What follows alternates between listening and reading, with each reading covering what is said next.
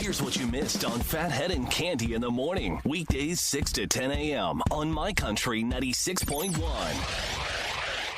My Country 96.1, Phathead, Cande Roth.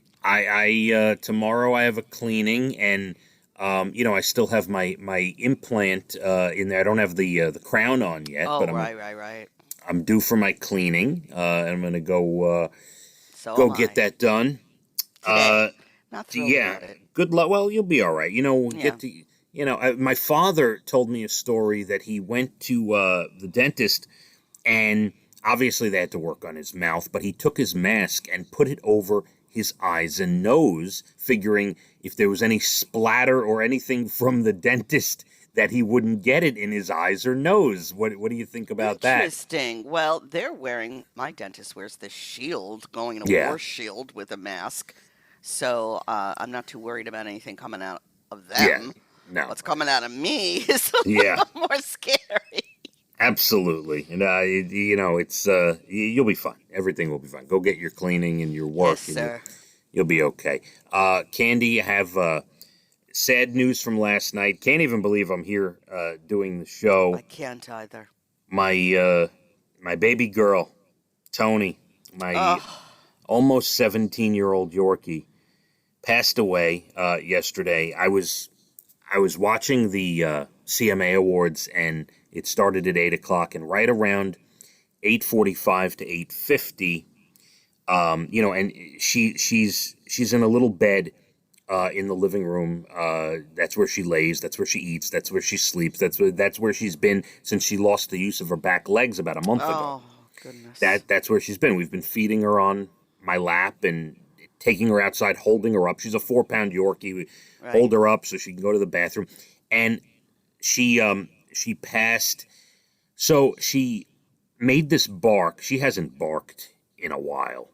Right. She made this bark and then a yelp, kind of like a painful yelp, right? And she has not been in pain. She has been so comfortable through this pandemic and everything. So she made this yelp, and wouldn't you know it, Lucy and Millie, our other 2 dogs, came running over and just stood there watching her. Wow. And so I shooed them away, and we've been through this before. I think I've told you Tony had a little seizure here and there, and I think we might have saved her life a couple of times by just picking her up and rubbing her and whatever. Anyway, this time she was something, I don't want to get into too many details, but she was making noises, and her mouth and tongue, and didn't look right, and whatever. What were the kids doing?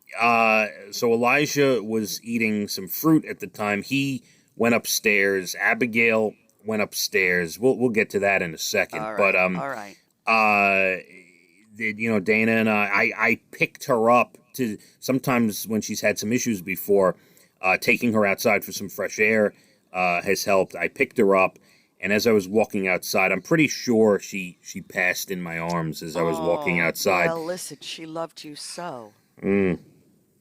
I give you a lot of credit for coming to work today. I didn't go to work. I don't think I went to work for 2 days after my beloved Oliver passed. I wasn't sure if I could keep it together. The hardest part, the part where we're crying the most is just seeing the empty spot where she used to be, knowing she was there. Yeah. Very sad, but she lived a good, long life. Yeah. It made her very happy. She was a very well taken care of and loved dog. And that's what I was trying to tell Abigail. So here's where my family stood on the whole thing. A lot. And again, as I was explaining to Abigail, because she was most connected to her, the way Leah and Elijah reacted, everyone reacts to death differently, That's so true. Elijah was never close with Tony, isn't necessarily close with any of the dogs.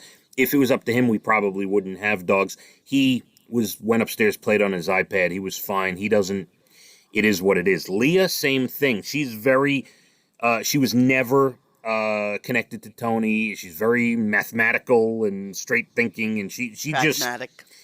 She really didn't even want to be involved. Abigail obviously had the roughest time. She's the heart of this family, yes. Abigail. She had a tough time. I was telling her all the things, that Tony had a great life, and So true. You think about the pandemic stinks. I understand it's terrible. There's a lot of lives lost. But I said to her, think about these last 8 months that we've had with her, that we've been with her. You wouldn't have had all that time with her. Right. So true. And all the time she has sat here next to us while we did our morning show and just been with the family in the living room. Oh, And yeah. so, I remember Electra and Tony, when we first met, used to dress them up, for heaven's sake. I did. So, anyway, couple things about it. Yesterday afternoon, I don't know why I decided to. I don't FaceTime my parents all that much, but yesterday afternoon, about 4 o'clock or so, maybe 3 o'clock, I don't know. I FaceTimed my parents to check in on them, see how they were doing, and I was feeding Tony on my lap on FaceTime. They could see her, and she was devouring her meal. She was devouring. A couple hours later, she did a nice big poop for me outside. I mean, I thought she was fine, and then just out of nowhere, she gave out. She gave out. Takes its course. Yeah, it's so sad. I do one other couple interesting notes. I just I got to get out there. So after she passed, we threw the other dogs in the crate so we could be with her and say our goodbyes, and then we let them out because we wanted them to be able to see her and maybe say goodbye. Yes. Lucy, who's a Yorkie poo. There's a connection they've always had. Lucy's the one who taps Tony on the head when I walk in the door. Oh, so cute. Lucy goes up to her, sniffs her, lays down next to her, and when one of us tried to lay down and talk to Tony or say goodbye to Tony, Lucy turned and snapped at us as if she was protecting her. Oh, my goodness. She would not let anybody.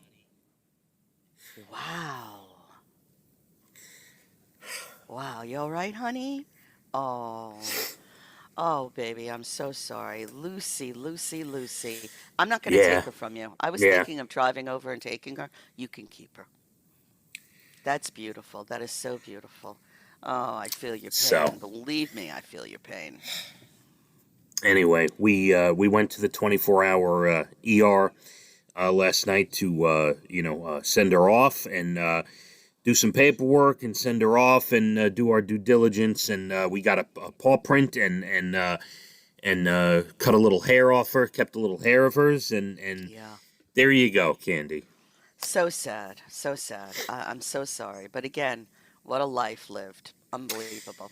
Yeah, she and one last thing that she passed on Veterans Day, which was not lost on us with Dana. Dana's retiring, and yes. Anyway, there's oddly enough, last thing for you before we go to a break.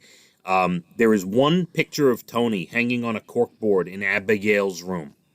That picture I know from my phone because there's a date on it. That picture was taken 5 years ago on Veterans Day, on November 11th. Wow. It's the only picture hanging in Abigail's room, and it was the year that Dana was away in Kuwait. So there's something about Veterans Day. There's something about, that's her day. Connection. Anyway. The universe works in beautiful ways, even in the saddest moments. My Country 96.1. Phathead and Cande in the morning, weekdays 6 to 10 a.m. on My Country 96.1.